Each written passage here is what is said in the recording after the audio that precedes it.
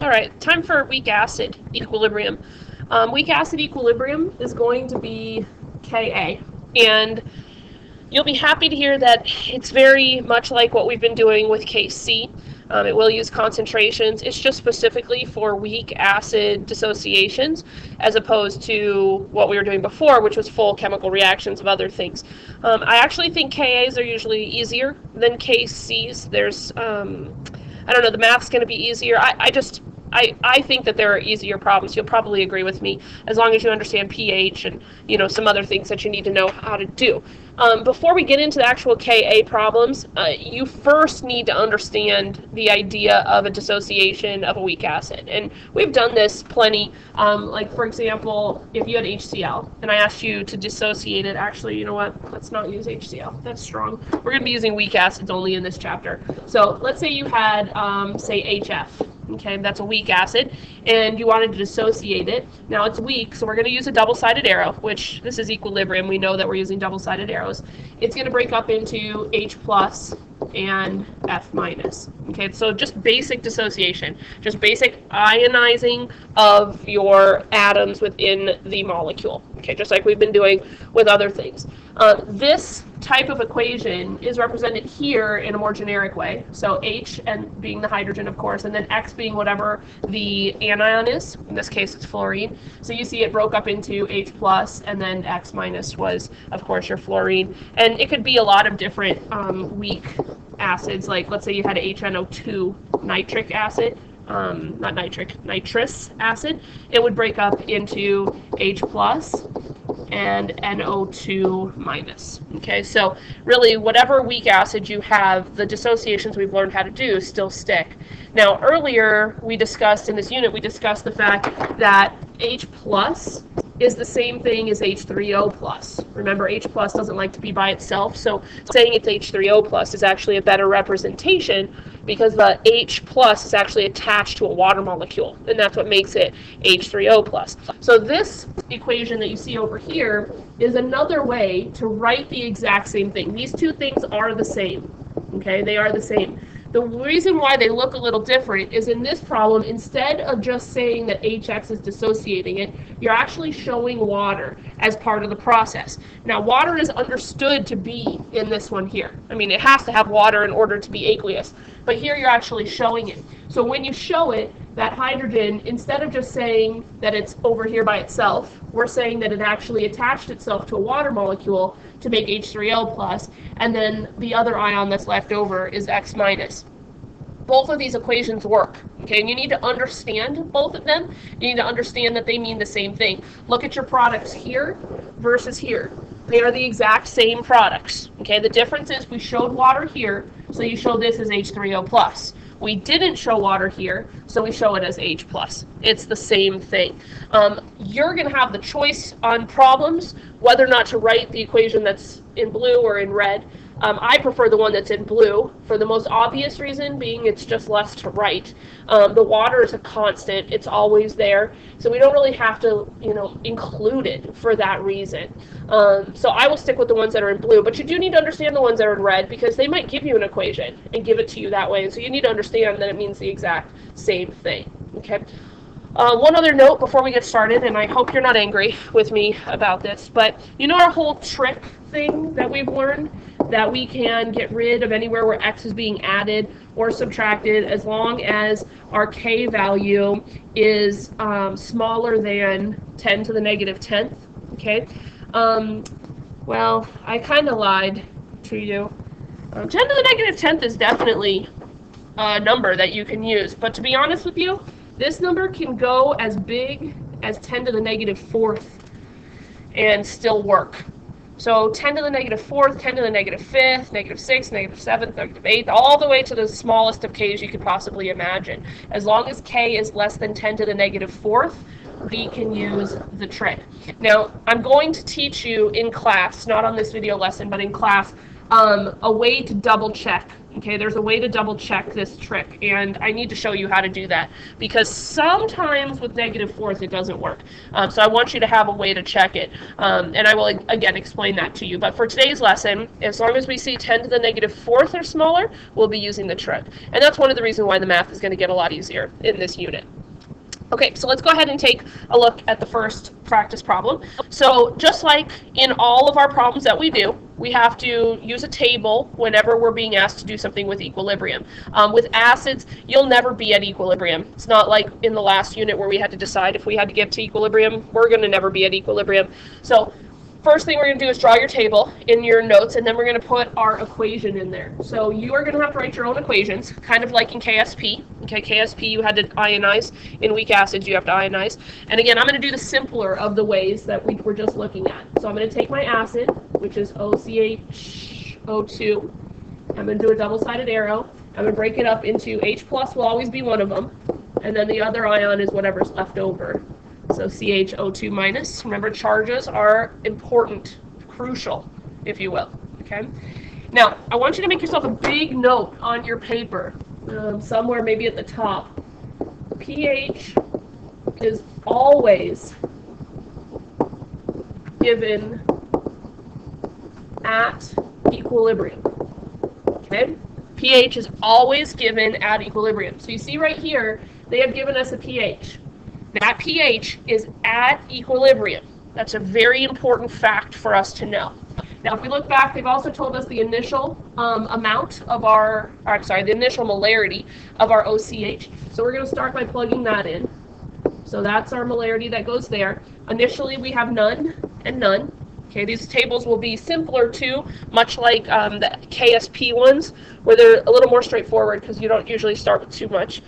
We need to do our x's. That part's the same, so x, x, x. Coefficients come down. You'll notice there'll be ones a lot in this unit. And then one side positive, I'm going to make the zeros positive, and that side negative. And then you're going to combine, so 0.1 minus x, we'll have just x and x. Okay, so our table is set up just like we did before.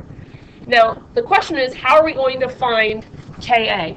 Now, if we write the expression for Ka over here, we know Ka is going to be products over reactants, so concentration of the H plus times the concentration of CHO2 minus all over the concentration of CHO2, like so. So we know we need our concentrations at equilibrium, so we need to know these boxes here. So how are we going to find that? Well, just like last unit, there's always an extra piece of information. And in this problem, that piece of information is the pH. And remember, the pH is at equilibrium. So let's think about what we can find from pH. We know that pH equals the negative log of H plus. If the pH is at equilibrium, then if you solve for this H plus will be at equilibrium, which means it's this box right there, right? There's H plus. Equilibrium's in this box, so at equilibrium, that would be your H plus. So we just need to plug in our pH, which was 2.38, equals negative log of H plus. For those of you that are having trouble with the math here, remember you have to move the negative over to this side, like so. Then you're going to do inverse log, which is the second, and then the log button. Okay, it's not the little e. It's the second, and then it's the log button. And you'll get a 10. So you'll do 10 and then plug in negative 2.38. So second log, then put negative 2.38. You end up with an H plus concentration, 0.004169 molar. And again, this is at equilibrium. At equilibrium. So I can take this number right here and put it right into this box. So at equilibrium, this one's concentration is 0.004169. So I now know what X is, because these two boxes are equal to each other. So this one's concentration is 0.004169 molar. And then I can take it and plug it into this other one and do 0.1 minus 0.004169. Let's see, what do we get? We get 0.095, oh, I think that's an 83 molar. Okay, So now I have all my concentrations at equilibrium. But look how much easier this math was. I didn't have to do any quadratic, didn't have to worry about any of that. Sometimes we'll have to do some other things, but not too bad. So we're going to come back over here and plug in and solve for Ka now. So H plus was 0.004169. CHO2 minus was 0.004169. And then it's all divided by 0.09583. Plug that in and solve, and we get a Ka of 1.8 times 10 to the negative fourth. Notice it's a small Ka. You should get small Kas whenever we're doing weak acids, because weak acid means it doesn't dissociate very well. So if it doesn't dissociate very well, we're not making very much product. We should have small values for Ka. Okay, so first example problem. They give you pH. You're going to use the pH because it's at equilibrium to find H plus concentration at equilibrium. Plug that into your table, get all your concentrations at equilibrium, and then plug back into Ka. All right, second problem's a little different. Notice this time they want us to calculate the pH. And again, it's always at equilibrium. Okay, no matter whether they're asking for it or we are solving for it. If we're asking for it or given it, it will always be at equilibrium. So in this problem, they've given us an initial concentration of our acid, and then they want us, and they've also given us Ka, they want us to find the concentration. Notice how small that is. Immediately remind yourself that you're able to use the trick if necessary. So let's go ahead and set up the table. Start with the acid. HCN is in equilibrium with H plus and Cn minus. If I wanted to put a fourth column in and put the water in on the reactant side and then write H plus as H3O plus on the product side, I could. The water column will cancel out because it's a pure liquid, so they don't get included anyway, and it'll all work out exactly the same. So I put in our initial concentration here of 0.2. These ones will be 0. I've got X, X, X, all ones.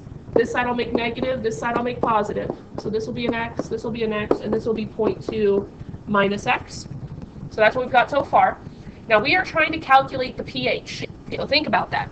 If you want the pH, you know that pH is equal to the negative log of H plus. So we need the H plus concentration at equilibrium. In other words, we need that box right there. Because if I get that box, I can plug it in and solve for pH.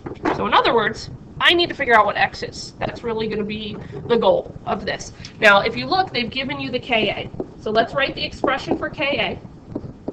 Ka is going to be H plus concentration times Cn minus concentration, both raised to the first power, over the HCN concentration. I'm going to plug in my Ka, which is 4.9 times 10 to the negative 10th. It's going to be equal to, I've got X for H plus, I've got X for Cn minus, and then I've got 0.2 minus X for HCN. But because of the trick, which we remember said we could use, I get to get rid of that minus X. Don't get rid of the 0.2, only get rid of the minus X. So now we can solve this. So I'm going to cross multiply, and then I'm going to take the square root of both sides. So do 4.9 times 10 to the negative 10th times 0.2, and then take the square root of both sides. You should end up with an X value of 9.8995 times 10 to the negative 6th. Okay, that is the value of X. So just like we did before, we got to use the trick, made the math a lot simpler. So now this X value right here, I can plug in, and X is what H plus's concentration is, so I actually don't even have to do any math. So the concentration here is that. Now I can come back over and take that. I'm not even going to plug in here or here. You can if you want, but we don't need it. We're trying to solve for pH, so, you know, cut yourself some steps out, unless you want to do it to double check your answer, which of course would be okay to do, but you don't need it. So go ahead and just plug in. pH is going to be the negative log of 9.8995 times 10 to the negative 6th.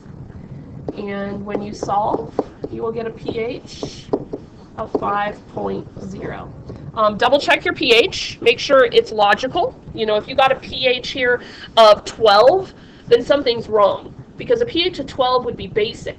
This should be a weak acid. So it should be somewhere in the range. Usually weak acids are definitely going to be less than 7. They're usually above 2. Usually strong ones are under 2, weak ones are above 2. So somewhere in between 2 and 7, and this number falls in that range. It's a great way to be able to check your work. You know, look at the pH, make sure that it's at least logical. Okay, so that's the basic idea of how weak acid problems work. Again, notice it's really very similar to what we've done before. We're just adding that pH piece in, and as long